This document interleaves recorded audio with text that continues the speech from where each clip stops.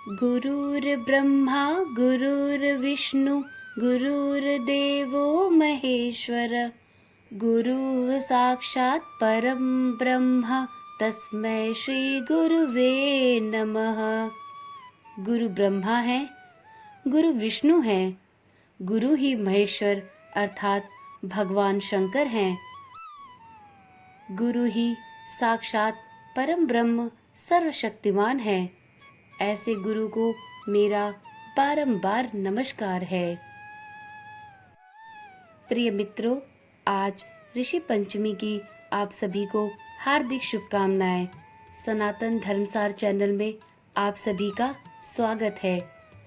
जैसा कि आप सभी जानते होंगे, भाद्रपद के शुक्ल पक्षी की गणेश चतुर्थी के बाद ऋषि पंचमी का व्रत रखा जाता है। इस दिन सप्त ऋषियों की पूजा की जाती है। सप्त ऋषियों की पूजा का आशय 7 ऋषियों की पूजा से है। इन 7 ऋषियों के नाम ऋषि कश्यप, ऋषि अत्रि, ऋषि भारद्वाज, ऋषि विश्वामित्र, ऋषि गौतम, ऋषि जमदग्नि और ऋषि वशिष्ठ हैं। हिंदू धर्म में इन 7 ऋषियों का बहुत ही महत्वपूर्ण स्थान है। ऋषि पंचमी के दिन कश्यप ऋषि की जयंती होती है। इस दिन महिलाएं परिवार की सुख, शांति और समृद्धि के लिए व्रत रखती हैं तथा व्रत के दौरान ऋषि पंचमी व्रत की कथा सुनती हैं।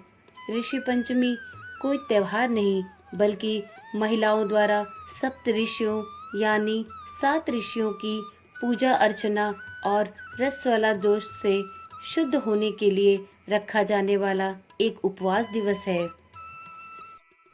यह व्रत महिलाओं के लिए बहुत ही खास होता है।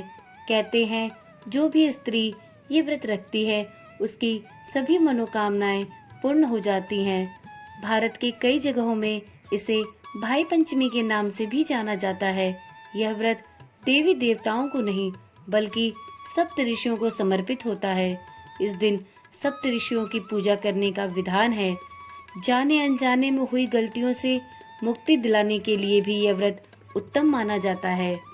धार्मिक मान्यताओं के अनुसार स्त्रियों को माहवारी में पूजा पाठ और धार्मिक कार्यों को करने की मनाही होती है। हिंदू धर्म में पवित्रता का बहुत अधिक महत्व होता है। हिंदू धर्मानुसार महिलाएं मासिक धर्म के समय सबसे अधिक अपवित्र मानी जाती हैं। ऐसे में उनके न चाहते हुए भी जाने व अनजाने में कई त्रुटियां हो जाती हैं। उन सब त्रुटियों व दोषों की मुक्ति पाने के लिए ऋषि पंचमी का उपवास रखा जाता है।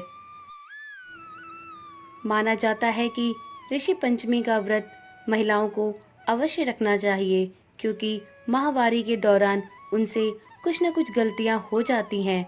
अतः इन गलतियों के प्रायश्चित के लिए इस व्रत का विधान रखा गया है।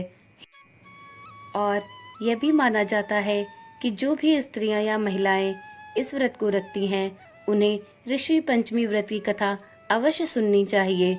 इस कथा के सुने बिना यह व्रत अधूरा माना जाता है। अगर आप यह व्रत नहीं भी रखती हैं, तो भी इस कथा के श्रवण मात्र से ही सप्त ऋषियों का आशीर्वाद प्राप्त हो जाता है। वैसे तो ऋषि पंचमी व्रत की कई कथाएं उपलब्ध हैं, परंतु इनमें 2 कथाएं सर्वाधिक महत्वपूर्ण हैं।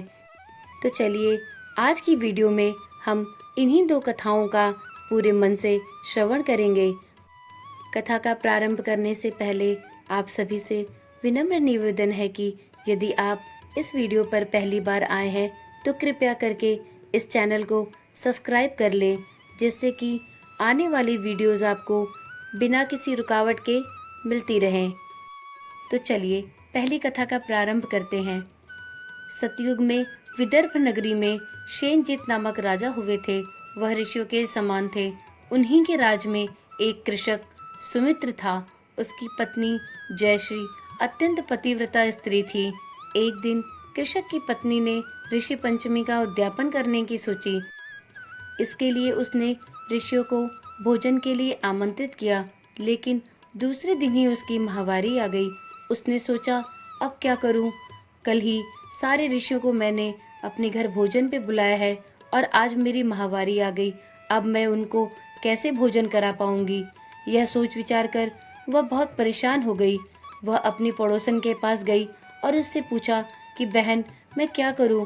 मैंने तो कल ऋषियों को अपने घर भोजन पर आमंत्रित किया है और आज ही मेरी माहवारी आ गई। पड़ोसन ने कहा कि तू परेशान मत हो, तू 7 बार कल नहा लेना, तू 7 बार कपड़े बदल लेना और फिर खाना बना लेना।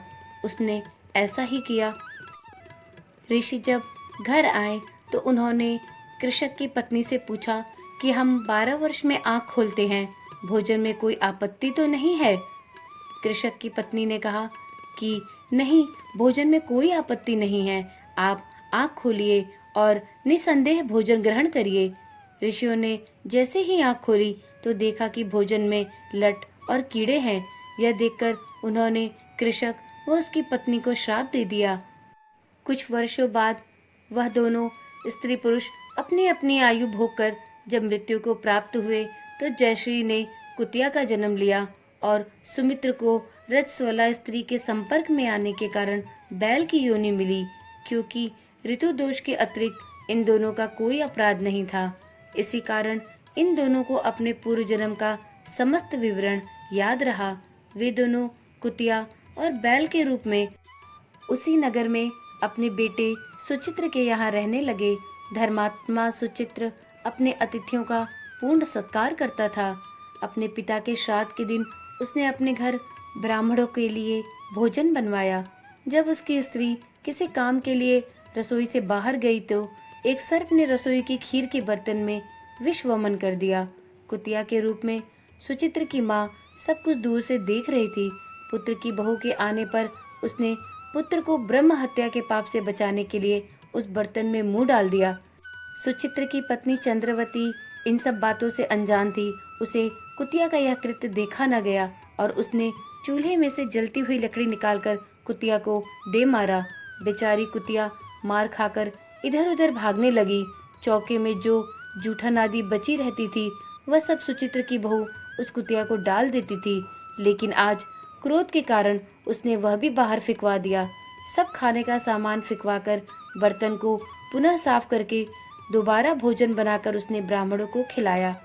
रात्रि के समय भूख से व्याकुल होकर वह कुतिया बैल के रूप में रह रहे अपने पूर्व पति के पास आकर बोली, हे स्वामी, आज तो मैं भूख से मरी जा रही हूँ।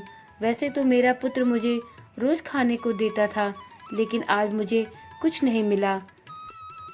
सांप के विष वाले खीर कहीं ब्राह्मणों को न खिला दे, इस वजह से मैंने उस बर्तन को जूठा कर दिया, जिससे कि वह उनके खाने योग्य न रहे। परंतु बहू ने मुझे इसके लिए बहुत मारा और आज खाने को भी कुछ नहीं दिया। तब वह बैल बोला, हे भद्रे, तेरे पापों के कारण तो मैं भी इस योनि में आ पड़ा हूँ और आज बोझा ढोते ढोते मेरी कमर भी टूट गई। आज मैं भी खेत में दिन भर हल में जुटा रहा। मेरे पुत्र ने आज मुझे भी भोजन नहीं दिया और मुझे मारा भी बहुत। मुझे इस प्रकार कष्ट देकर उसने इस श्राद्ध को निष्फल कर दिया। अपने माता पिता की इन बातों को सुचित्र सुन रहा था। उसने उसी समय दोनों को भरपेट भोजन कराया और फिर उनके दुख से दुखी होकर वन की ओर चला गया। वन में जाकर ऋषियों से पूछा कि मेरे माता पिता किन कर्मों के कारण इन नीच योनियों को प्राप्त हुए हैं और अब किस प्रकार से इनको छुटकारा मिल सकता है। तब सर्वात्मा ऋषि बोले, तुम इनकी मुक्ति के लिए पत्नी सहित ऋषि पंचमी का व्रत धारण करो तथा उसका फल अपने माता पिता को दो। भाद्रपद महीने की शुक्ल पक्ष की पंचमी को मुख शुद्ध करके मध्याह्न में नदी के पवित्र जल में स्नान करना और नए रेशमी कपड़े पहनकर अरुंधति सहित सप्त ऋषियों का पूजन करना। इतना सुनकर सुचित्र अपने घर वापस लौट आया और अपनी पत्नी सहित विधि विधान से पूजन व्रत किया। उसके पुण्य से माता पिता दोनों पशु योनियों से मुक्ति प्राप्त किए। इसलिए जो महिला श्रद्धा पूर्वक ऋषि पंचमी का व्रत करती है वह समस्त सांसारिक सुखों को भोगकर वैकुंठ को प्राप्त होती है। भक्तगणों, अब हम ऋषि पंचमी की दूसरी कथा का श्रवण करेंगे। विदर्भ देश में उन्तक नामक एक सदाचारी ब्राह्मण रहता था। उसकी पत्नी बड़ी पतिव्रता थी। जिसका नाम सुशीला था। उस ब्राह्मण के 2 संतानें, एक पुत्र तथा एक पुत्री थे। विवाह योग्य होने पर उसने समान कुलशील वर के साथ कन्या का विवाह कर दिया। दैव योग से कुछ दिनों बाद ही वह विधवा हो गई। दुखी ब्राह्मण दंपति कन्या सहित गंगा तट पर कुटिया बनाकर रहने लगे। एक दिन ब्राह्मण की कन्या सो रही थी तो उसका शरीर कीड़ों से भर गया। कन्या ने सारी बात अपनी माँ से कही। माँ ने पति से सब कहते हुए पूछा, हे प्राणनाथ, मेरी साध्वी कन्या की यह गति होने का क्या कारण है? उनतक ने समाधि द्वारा इस घटना का पता लगाकर बताया, पूर्व जन्म में भी यह कन्या ब्राह्मणी थी। इसने रसवाला होते ही बर्तन छू दिए। इस जन्म में भी इसने लोगों की देखा देखी ऋषि पंचमी का व्रत नहीं किया, इसलिए इसके शरीर में कीड़े पड़े हैं। धर्मशास्त्रों की मान्यता है कि रजस्वला स्त्री पहले दिन चांडालिनी, दूसरे दिन ब्रह्मघातनी तथा तीसरे दिन धोबिन के समान अपवित्र होती है। वह चौथे दिन स्नान करके शुद्ध होती है। यदि यह शुद्ध मन से अब भी ऋषि पंचमी का व्रत करे तो इसके सारे दुख दूर हो जाएंगे और अगले जन्म में इसे अटल सौभाग्य का वरदान प्राप्त होगा। पिता की आज्ञा से पुत्री ने विधि पूर्वक ऋषि पंचमी का व्रत एवं पूजन किया। व्रत के प्रभाव से वह सारे दुखों से मुक्त हो गई। अगले जन्म में उसे अटल सौभाग्य सहित अक्षय सुखों का भोग मिला। मित्रों, इस प्रकार से ऋषि पंचमी व्रत की यह दूसरी कथा भी समाप्त होती है। उम्मीद करती हूँ कि आपको ये दोनों कथाएं रुचिकर लगी होंगी। अगर आप सभी को मेरा ये प्रयास पसंद आ रहा हो तो कृपया अपना एक लाइक दें। तो चलिए आज की वीडियो यहीं पर समाप्त करती हूँ। फिर कल मिलते हैं एक नई कथा के साथ। तब तक के लिए धन्यवाद।